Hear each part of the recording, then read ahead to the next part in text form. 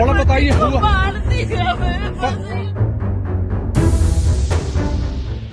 जम्मू कश्मीर के पहलगाम में हुए आतंकी हमले के बाद देश में गुस्से का माहौल है। सरकार से लेकर विपक्ष के नेताओं में इस आतंकी हमले के बाद से आक्रोश देखने को मिल रहा है। केंद्र सरकार ने पहलगाम में आतंकी हमले के बाद से सर्वदलीय बैठक बुलाई। इस बैठक में केंद्र सरकार की तरफ से रक्षा मंत्री राजनाथ सिंह, केंद्रीय गृह मंत्री अमित शाह, वित्त मंत्री निर्मला सीतारमण, लोकसभा में नेता प्रतिपक्ष राहुल गांधी, कांग्रेस अध्यक्ष मल्लिकार्जुन खड़गे समेत कई विपक्ष के नेता शामिल हुए हैं। इस बैठक में पहलगाम में हुए आतंकी हमले के बारे में केंद्र सरकार ने कई मुद्दों पर चर्चा की।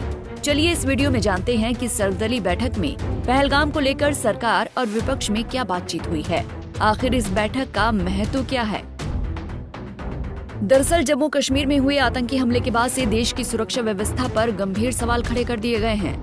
आम नागरिकों से लेकर राजनेताओं तक हर कोई इस घटना की कड़ी निंदा कर रहा है। सरकार ने इस हमले को गंभीरता से लेते हुए संसद भवन में एक सर्वदलीय बैठक बुलाई, जिसमें सरकार और विपक्ष दोनों के प्रमुख नेता शामिल हुए। बैठक की शुरुआत में पहलगाम हमले में मारे गए निर्दोष लोगों को श्रद्धांजलि देने के लिए 2 मिनट का मौन रखा गया। सभी नेताओं ने मृतकों के प्रति संवेदना प्रकट की और इस कायराना हमले की एकजुट होकर निंदा की। इस बैठक के दौरान गृह मंत्रालय और आईबी के अधिकारियों ने हमले के बारे में विस्तार से जानकारी दी। सरकार ने ये स्वीकार किया कि इस हमले में सुरक्षा में चूक हुई है, जिससे आतंकियों को हमला करने का मौका मिला। इस बात को लेकर विपक्ष ने सरकार से कई अहम सवाल पूछे। कांग्रेस सांसद राहुल गांधी ने बैठक में सवाल उठाया कि जब पर्यटकों पर हमला हुआ उस वक्त वहां सुरक्षाकर्मी क्यों मौजूद नहीं थे। उन्होंने ये भी पूछा कि ऐसी संवेदनशील जगह पर सुरक्षा व्यवस्था क्यों कमजोर थी। बैठक के बाद राहुल गांधी ने मीडिया से बात करते हुए कहा कि विपक्ष ने सरकार को इस हमले के खिलाफ किसी भी कार्रवाई के लिए पूरा समर्थन देने की बात कही है।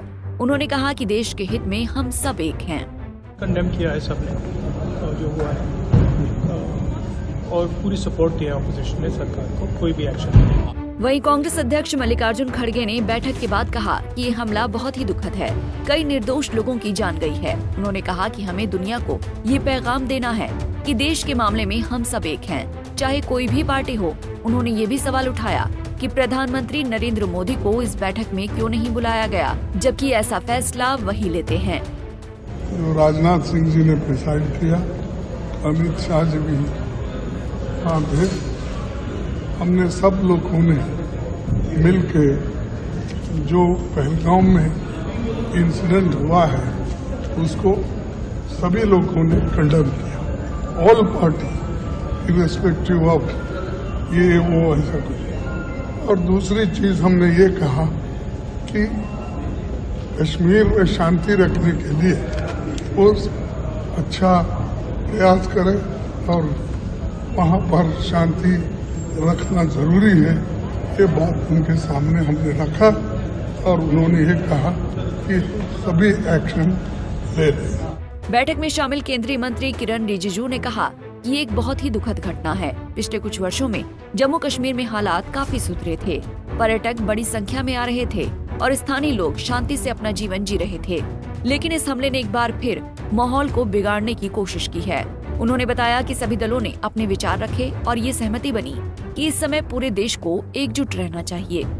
AIMIM प्रमुख असदुद्दीन ओवैसी ने भी बैठक में तीखी प्रतिक्रिया दी। उन्होंने कहा कि ये हमला केवल एक आतंकी हमला नहीं है, बल्कि एक मानवता के खिलाफ अपराध है। उन्होंने केंद्र सरकार से मांग की कि वो उस देश के खिलाफ सख्त कदम उठाएं जो इन आतंकी संगठनों को पनाह देता है। सर्वदलीय बैठक के दौरान ये स्पष्ट हो गया कि सरकार और विपक्ष दोनों इस हमले को लेकर गंभीर हैं और देश की सुरक्षा को सर्वोपरि मानते हैं। सभी दलों ने एक सुर में ये कहा कि आतंकवाद को किसी भी सूरत में बर्दाश्त नहीं किया जाएगा।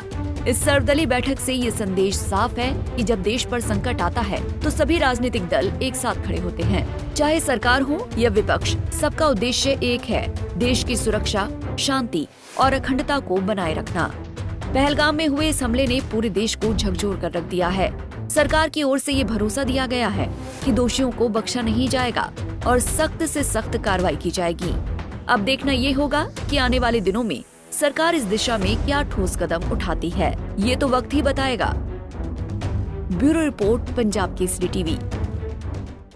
हमसे जुड़े रहने के लिए हमारे YouTube चैनल को सब्सक्राइब करें और नई वीडियो की नोटिफिकेशन के लिए बेल आइकॉन को दबाएं।